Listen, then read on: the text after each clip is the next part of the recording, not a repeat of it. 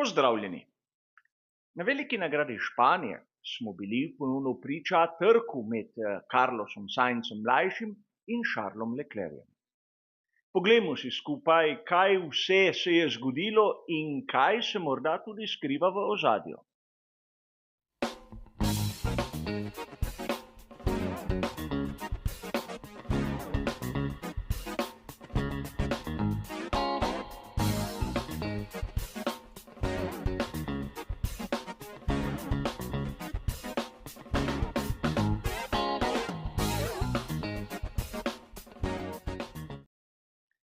Verjetno je marsikdo navdušenec ali navijač skuderije Ferrari spregledal tisti incident, ki se je zgodil na začetku drugega kroga velike nagrade Španije.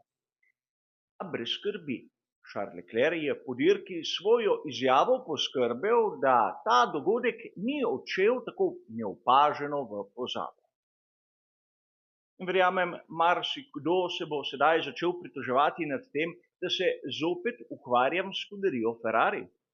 Ampak tokrat se s tem argumentom ukvarjajo mnogi drugi viri, ki seveda svojo pozornost posvečajo svetu Formule 1.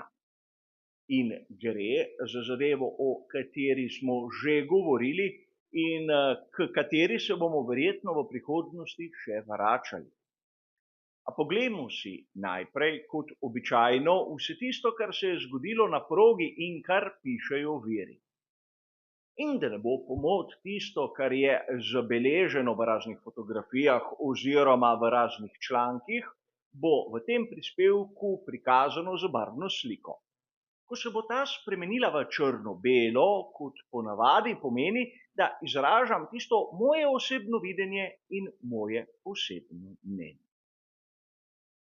A da ne bo pomot, začnimo z golimi dogodki, tako da bomo imeli vsi mi tako lepšo predstavo, kaj je sploh sprožilo to polemiko. Dobro nam je znano, da na samem štartu sta bila oba Ferrarija tam zadaj v tretji vrsti, Charles Leclerc pred Carlosom Saincem mlajšim. In kot običajno si bomo tudi tokrat pomagali z maketami.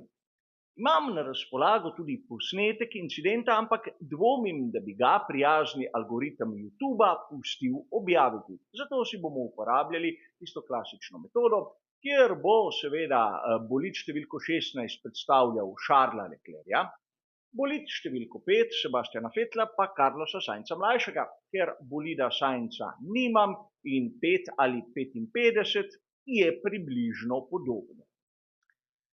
Na začetku drugega kroga je Carlos Sainz mlajši na koncu štartno-ciljne ravnine po zunanji strani prišel ob bok Charlesa Leclerca in ga prehitel. Na vhodu v tisto prvo kombinacijo je prišlo do trka, namreč tista končna plošča prednjega aerodinamičnega stabilizatorja Charlesa Leclerca je zapela v zadnjo pnevmatiko Carlosa Sainza mlajšega. In tu, če ne verjamete, imamo fotografijo.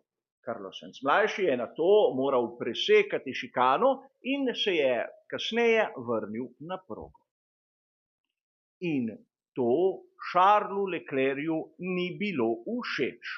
V dirki smo lahko slišali njegovo izjavo, ki je šla približno takole. Carlos Sainz mlajši je na domači dirki hotel nekako občarati občinstvo, pokazati nekaj posebnega, ampak naletel je na napačnega voznika. Odgovor Carlosa Sainza mlajšega je bil bistveno krajši in je povedal tudi njegovo videnje tistega, kar se je zgodilo. Carlos Sainz mlajši je enostavno dejal, da ne razume, zakaj se Charles Leclerc sploh pritožuje. A če se sedaj za trenutek ustavimo v tem trku, ki ni sprožil nobenih sankcij, bi si lahko začeli tu predstavljati, kdo je bil tisti, ki je imel bolj prav. Seveda, Carlos Sainz mlajši je bil izjemno drzen, poizkušal je prehitevati po zunanji strani. Po zunanji strani običajno se ne prehiteva in če ti uspe, si res dober. Ampak na točki zaviranja je bil Carlos Sainz mlajši pred Charlesom Leclercem. Drugače ga z končno ploščo ne bi mogel zadeti v zadnjo pnevmatiko. Pravila, kar se tiče prehitevanja, velevajo, da tisti na notranji strani mora dobiti prednost, ukolikor je njegova prednja os pred zadnjo osjo onega, ki je na zunanji strani. Ampak tu Charles Leclerc je bil zadaj. In to ni razvidno samo iz mojega prikaza, temveč tudi iz fotografije, ki smo jo videli prej. A treba se je tu vrniti na razne članke, ki so malce bolj podrobno povzeli izjave tako Leclerca kot Sainza. Izgleda, da med voznikoma je bil nek dogovor, vsaj tako navaja Leclerc. In govori o tem, da sta oba mislila v prvi fazi dirke nekoliko ohraniti pnevmatike in potem na koncu stinta napadati. A žal izjava Charlesa Leclerca ne dobi potrditve v številkah. Koga bi lahko oba Ferrarija napadala v tisti fazi dirke? Lahko bi dejali, enostavno povedano, oba Mercedesa, ki sta bila pred njima. In tu je treba poudariti nekaj, da Carlos Sainz mlajši je imel tisto bolj varno in tudi bolj počasno strategijo, medtem ko Charles Leclerc je imel na razpolago hitrejšo varianto, čeprav bomo videli kapitalno napako pri tistem predolgem vztrajanju na progi. Ampak vrnimo se k besedam Charlesa Leclerca. Oba sta imela nov set pneumatik soft. In Carlos Sainz mlajši trdi, da z novimi pneumatikami soft je treba voziti agresivno od začetka, da se jih izkoristi. Osebno mu dam tu prav. Težava je v tem, da Carlos Sainz mlajši se je ustavil v 15. krogu, prav tako kot George Russell, ki je bil na enaki strategiji kot on, medtem ko je Charles Leclerc vztrajal še 9 krogov na progi. In razumemo, pri Ferrariju so se domenili, da bodo podaljšali prvi stint in od sebe dali vse na koncu. Ampak če primerjamo čase Charlesa Leclerca ter Russella in Sainza po tisti menjavi slednjih dveh, bomo takoj ugotovili, da sta bila Sainz in Russell približno sekundo hitrejša od Leclerca v tistem segmentu dirke. Charles Leclerc je vozil v ritmu okrog minute 21 sekund, medtem ko Sainz in Russell sta imela ritem s pneumatikom medium okrog minute in 20 sekund. Torej, da bi na koncu stinta lahko dajal Charles Leclerc nekaj od sebe kljub novi pneumatiki, brez zamere sam nisem zapazil. A tu je treba poudariti še nekaj drugega, da mi pravzaprav ne vemo, kakšni so bili cilji scuderie Ferrari. Ali je bil napad na tovarniško ekipo Mercedes, mogoče McLarena, borba za stopničke na zmagovalnem odru, ali je bilo le branjenje drugega mesta Charlesa Leclerca v skupni razvrstitvi. V vsakem primeru bi lahko dejali, da v Španiji niso bili preveč uspešni. Treba je poudariti nekaj drugega. V preteklosti sem že govoril o tem, da bo prišlo do nekega notranjega konflikta, notranjega spopada med Leclercem in Sainzem. Ferrari Civil War, prispevek, ki je bil objavljen po veliki nagradi Kitajske. In seveda tista napoved se je sedaj uresničila. Ne moremo govoriti o nekem kolegialnem, kaj šele prijateljskem odnosu med obema voznikoma, kar je logično. S tem, ko so obelodanili prihod Lewisa Hamiltona in odhod Carlosa Sainza mlajšega pred začetkom sezone 2024 za sezono 2025, ne moremo pričakovati, da bodo vsi prijazni, vsi nasmejani in vsi ustrežljivi. Upam, da je tu vsakomur to jasno, saj pri Mercedesu odnosi niso nič kaj drugačni. Ampak to, da se Charles Leclerc pritožuje nad manevrom Carlosa Sainza mlajšega, me je malce nasmejalo.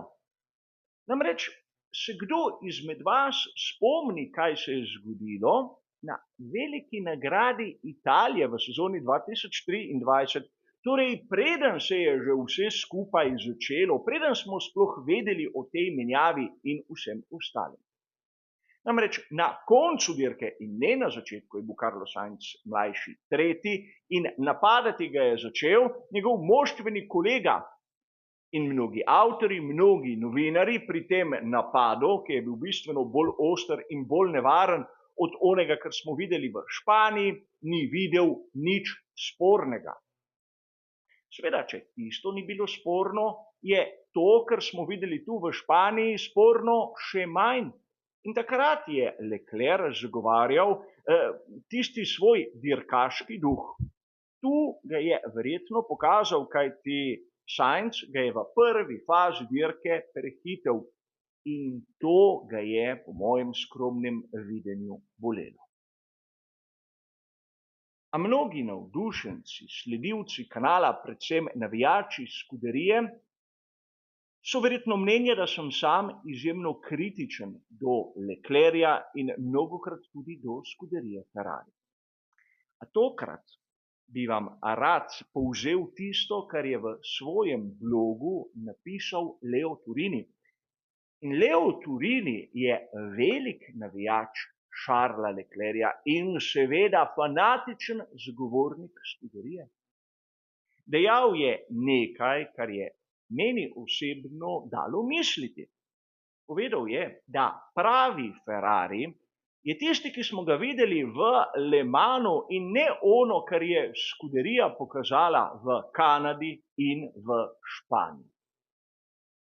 In tu bi vas rad vrnil na tisti zadnji komentar novic, kjer sem pravzaprav nakazal tudi v to smer, da tista ekipa za endurance s Scuderijo nima prav nobene veze. A vrnimo se k Leu Turiniju. Povedal je, da pravzaprav razmerja v ekipi morajo biti razčiščena in da žalostno je videti, da se kaj takega dogaja, ko se voznika med seboj borita za samo 5. mesto. In to je tisto, kar mora skrbeti mnoge navdušence in mnoge navijače.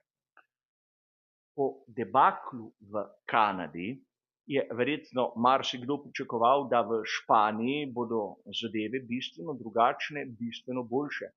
Videli pa smo nekaj, kar dobesedno ni vredno niti kritizirati. Še posebej izjava Charlesa Leclerca po mojem osebnem videnju ni bila umestna. Namreč Carlos Sainz mlajši ga je napadel, ga je prehitel, je bil hitrejši v tistem segmentu proge in seveda je pokazal, iz kakšnega testa je. Upam, da nihče v Scuderiji ne pričakuje, da se bo Carlos Sainz mlajši sedaj v tem trenutku umikal. In to je nekaj, kar se moramo zavedati mi, gledalci, navdušenci, navijači, ampak tudi Frederic Vasseur. Njegova izjava v celotni zgodbi je bila še tista, ki me je najbolj presenetila in to negativno. Dejal je, da konec koncev v tistem dvoboju ni bilo nobene škode. In seveda škode res ni bilo, ampak treba je poudariti, da rezultata tudi ne.